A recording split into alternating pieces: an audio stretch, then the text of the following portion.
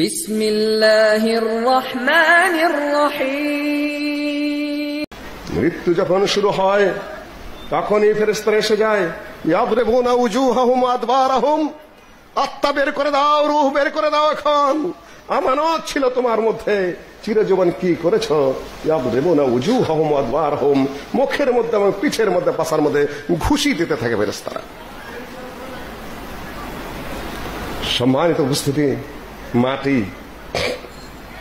তিরমিজিতে হাদিস এসেছে, তিরমিজিতে হাদিস এসেছে, জামিয়ে তিরমিজি, আল্লাহ নবী বলেছেন যে কোনো এমন একদিন নেই যেদিন মাটি কথা বলে না, যেদিন মাটি ডাকে না। মাটি ডাকে, আহ্বান জানায়, বলে, ডেকে ডেকে বলে, আনা বাইতুল গুরবাহ, আনা বাইতুল ওয়াহদা, আনা বাইতুত তুরাব, আনা বাইতুদ দুধ। শোনো হে মানুষরা, যারা পৃথিবীর বুকে হেঁটে বেড়াচ্ছ, আমি একাকিত্বের জায়গা, আমি নির্জনের জায়গা, আমি প্রবাসের জায়গা। গরবা আমরা গরিব বলতে বুঝি, ফকির মানুষ আরবিতে গরিব বলতে বোঝানো হয় যারা প্রবাসী, যার কোনো আত্মীয় স্বজন যেখানে থাকে না, সেটা হলো বাইতুল গরবা। আনা বাইতুত তুরাব, আমি মাটির ঘর। এটা বিল্ডিং নয়, এটা রাজপ্রাসাদ নয়, এটা কোনো ভবন নয়, এটা হচ্ছে মাটি, এটা মাটির ঘর। আমি পৃথিবীর যত বড়ই তুমি হও, তুমি যত বড় প্রভাবশালী হও, যত বড় ক্ষমতাসীন হও, যত ধন দৌলত সম্পদ তোমার থাক না কেন, তুমি মাটি, তোমার ঘর এখন মাটির ঘর। মনে রাখতে হবে, আল্লাহ ধন সম্পদ দিলে অত ভোগ করতে নাই।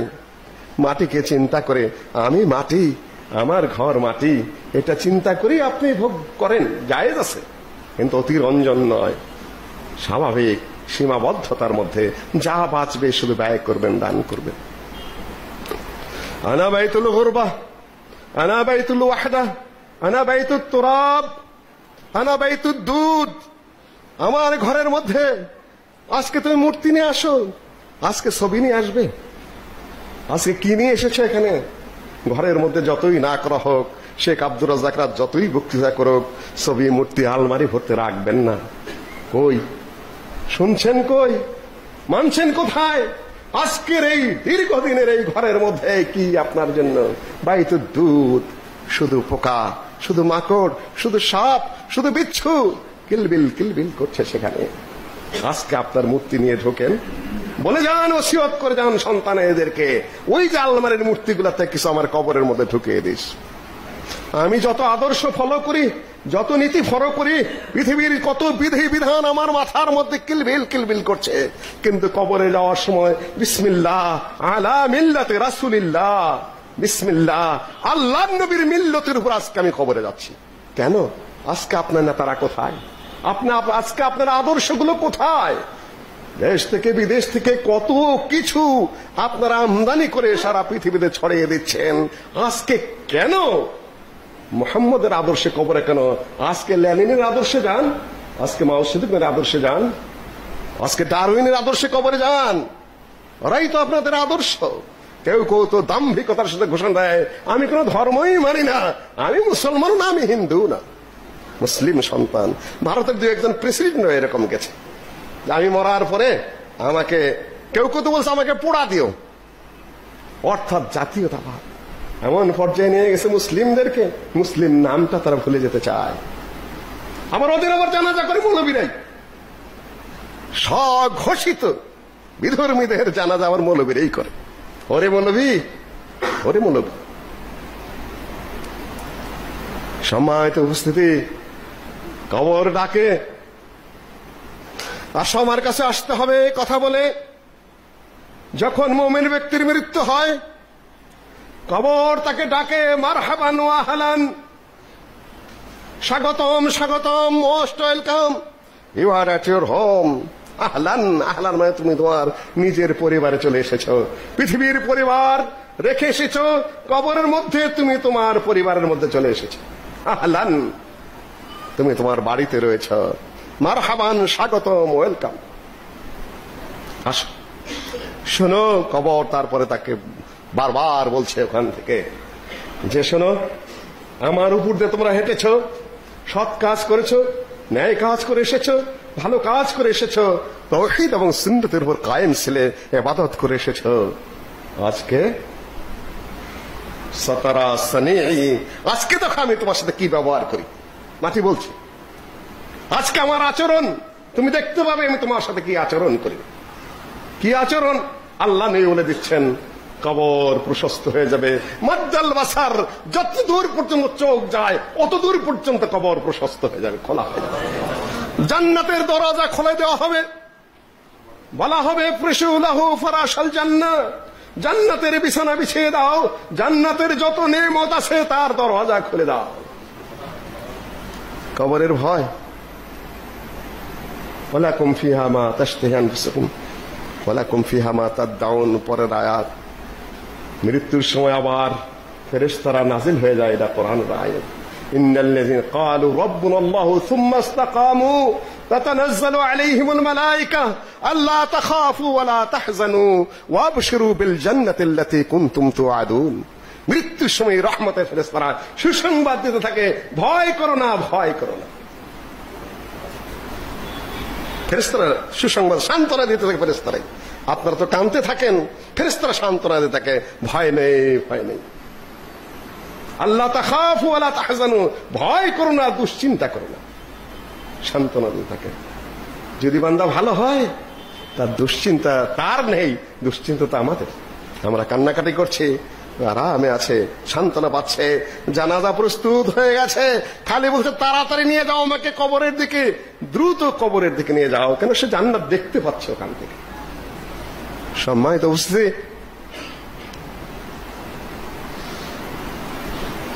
ফাসেক ফাজের কাফের বান্দা তাদেরকেও মাটি ডেকে ডেকে বলছে, তাদেরকেও মাটি ডেকে ডেকে বলছে, হে যারা কুফরির মধ্যে আছো, শিরকের মধ্যে আছো, আল্লাহ এবং তার রাসূলের বিধিবিধান পালন করছো না, শোনো, আসো আমার কাছে আসো, দেখবে ফাসাতারা সানিই, আমার কাজ তুমি দেখতে পারবে, আমি কি করি তা খুব শীঘ্রই এখনই বুঝতে পারবে। যাওয়ার সাথে সাথে প্রশ্ন শুরু হয়ে যায়, শাস্তি শুরু হয়ে যায়, চাপ দেওয়া শুরু হয়ে যায়, ভেঙ্গে চুরে হাড় গুঁড়া হয়ে একাকার হয়ে যায়। জাহান্নাম থেকে দরজা খুলে দেওয়া হয়, শাস্তিগুলা সরাসরি জাহান্নাম থেকে কবরের মধ্যে আসতে থাকে। হাদিসে এসেছে 70টি সাপ তার জন্য নিয়োজিত করে দেওয়া হয়। 70 তিন্নিন, 70টি সাপ, বিষাক্ত সাপ নিয়োগ করা হয়। তার একটি সাপে যদি পৃথিবীতে একবার নিঃশ্বাস কাটে শুধু, তাহলে পৃথিবীর বুকে আর কোনো ফসল ফলবে না, অঙ্কুর উদ্গ্রহণ হবে না।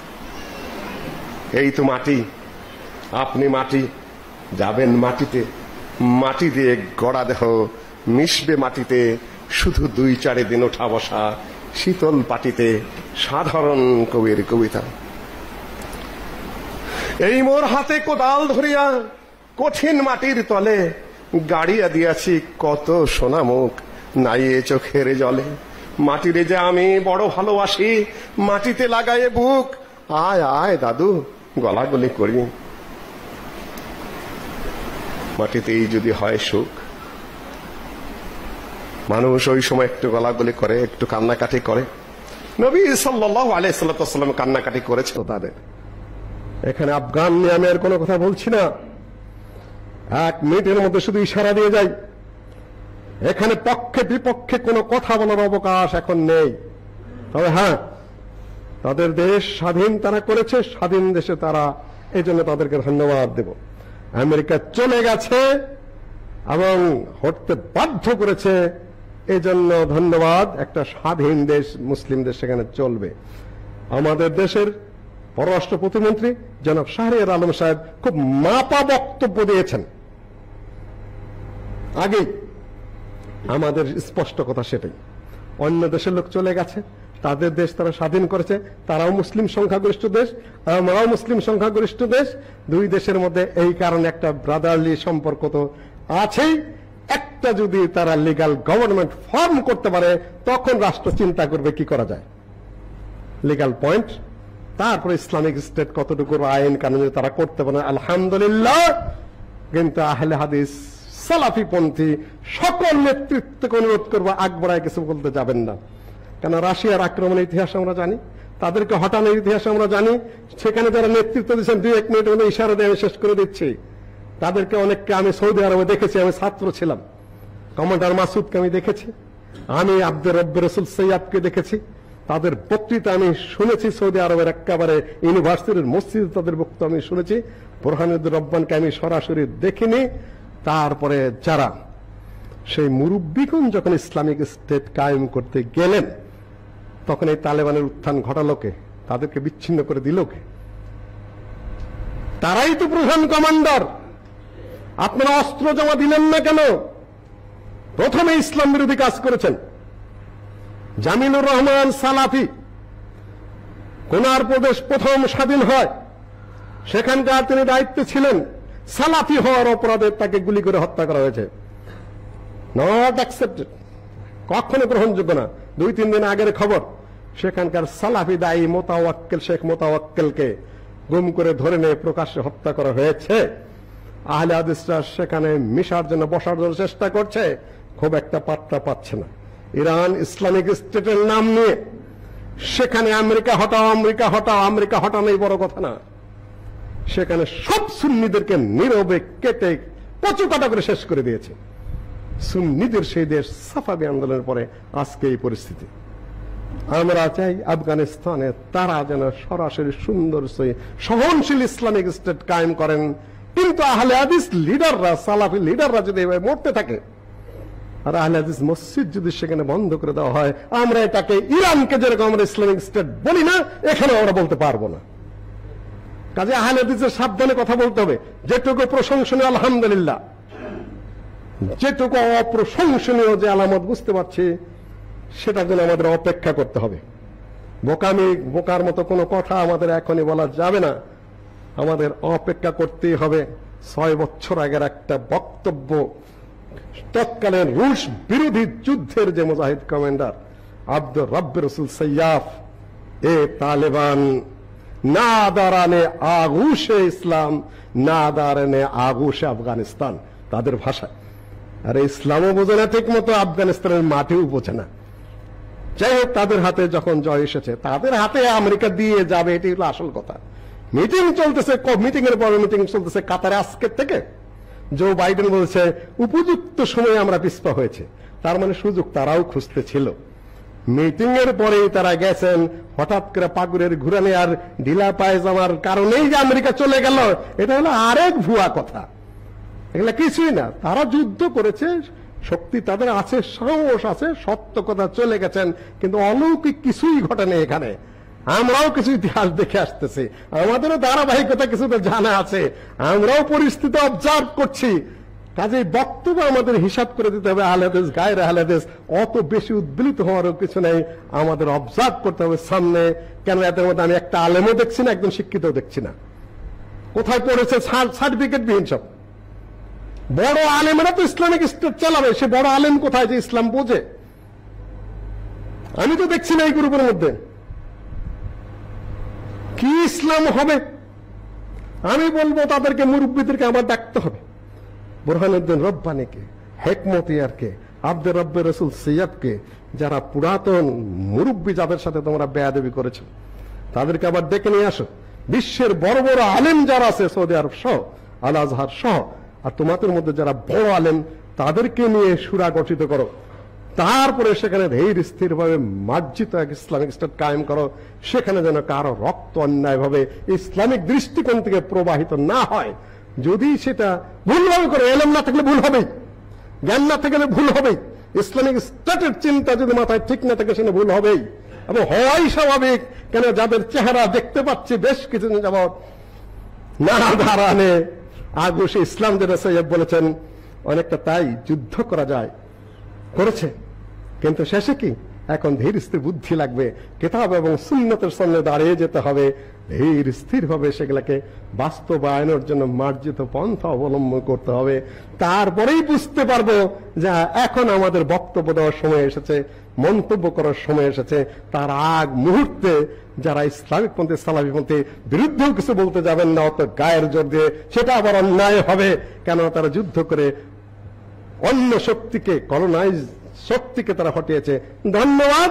কিন্তু ইসলামের নামে কি করবে সেজন্য আমাদের অপেক্ষা করতে হবে। এইটুকু শুধু আমি সংক্ষেপে বলে দিলাম, কেন অনেক জায়গাতে প্রশ্ন বলেন না বলেন না বলেন না। এখানে তো এক ভাই কাশ্মীর নিয়ে এসে খুব উচ্চবাচ্য করেছিলেন, আমিও রাগ করেছিলাম, মুরব্বী মানুষ, সেটা হয়তো আমার ঠিক হয় নাই, কিন্তু কথাটা বড় শক্ত কথা বলেছেন। খালি কোরআনের কথা বলতেছেন, কাশ্মীর নিয়ে কিছু বলবেন না। শুধু ওইটুকু বাদ দিয়ে অর্ধেক বলতেন যে কাশ্মীর নাম নিয়ে কিছু বললেন না, আমি কিছুই বলতাম না আপনাকে মুরব্বী মানুষ। কিন্তু আগের কথাটুকু ঠিক বলেন নাই, খালি কোরআন নিয়ে কথা বলছেন, এটা আপনার কোন কথা? কাজে আমি একটু সেন্টিমেন্ট হয়ে গিয়েছিলাম ওইটুকুর জন্য। তবে মুরব্বী মানুষ ভুলে যাবেন। কাজেই আমাদের ধীর স্থিরভাবে পরিস্থিতি অবজার্ভ করতে হবে। আমেরিকার চেয়ে চীন, রাশিয়া শতগুণ খারাপ, তারা টোটালি নাস্তিক। গিরগিজ, আমরা যদি উইঘুরের মুসলমানদের অবস্থা দেখি, কাশ্মীরের মুসলমানদেরকে লক্ষ লক্ষ হত্যা করেছে। রাশিয়ায় তারা লক্ষ লক্ষ মুসলমানদের হত্যা করেছে। বোখারা, সমরকন্দ, উজবেকিস্তান, কাজাকিস্তান, তাজিকিস্তানের এক স্থানীয় 2 কোটি মানুষকে হত্যা করেছে। সেখানে অমুসলিম বেশি ছিল। এগুলা সব ইতিহাস আমাদের সামনে রয়ে গেছে কম বেশি। আমি অত ব্রেনি মানুষ না। এখন যে শিয়ারা যোগ দেয় ওই নাস্তিকদের সাথে, আর যদি আফগানের তাদেরকে স্বাগত জানায়, আমেরিকার সে পরিবেশ আরো বেশি খারাপ হবে। সেটাও আমাদের খেয়াল করতে হবে। সকল পরিবেশ অবজার্ভ করে যেন আহলে হাদিস নেতৃবৃন্দ বক্তব্য দেন, হিসাব করে কথা বলতে হবে। এইটুকু শুধু আমার পক্ষ থেকে আপনাদের কাছে ছোট্ট ওজর। কারণ অনেকেই বলতেছেন নেটে এত কথা দেখতেছে, আপনাদের কোনো কথা দেখি না কেন, বক্তব্য আপনি দেন না কেন? আমি বলবো পররাষ্ট্র প্রতিমন্ত্রী জনাব শাহরিয়ার আলম সাহেব সবকিছু মেপে কথা বলেছেন। ওইটুকুর আলোকে এখন আবর্তিত হতে হবে আমাদেরকে দেখতে হবে। কেননা মুজাহিদদের লাস্ট যে ক্যাম্প ছিল সেটা ইয়াগিস্তানে, চমরকন্ডে, যে যাদের নেতৃত্বে ইংরেজদের বিরুদ্ধে যুদ্ধ পরিচালনা করেছে আহলে হাদিসরা, সেটা কিন্তু আফগানিস্তানেই, ইয়াগিস্তানের চমরকন্ডে। সেখানে কি অবস্থা হচ্ছে সকল কিছু অবজার্ভ করে তারপর আমাদের কথা বলতে হবে। আগে এই কথা আমরা বাড়িয়ে বলতে পারবো না। ইবাদাল্লাহ রাহিমাকুমুল্লাহ, ইন্নাল্লাহ ইয়া'মুরু বিল আদলি ওয়াল ইহসান ওয়া ইতা'i যিল কুরবা ওয়া ইয়ানহা আনিল ফাহশা'i ওয়াল মুনকারিল বাগি ইয়া'iদুকুম লা'আল্লাকুম তাযাক্কারুন ওয়া লাযিকরুল্লাহি তাআলা আ'লা ওয়া আ'যযা ওয়া জাল্লা ওয়া আতাম্মু ওয়া হাম্মু আকবার।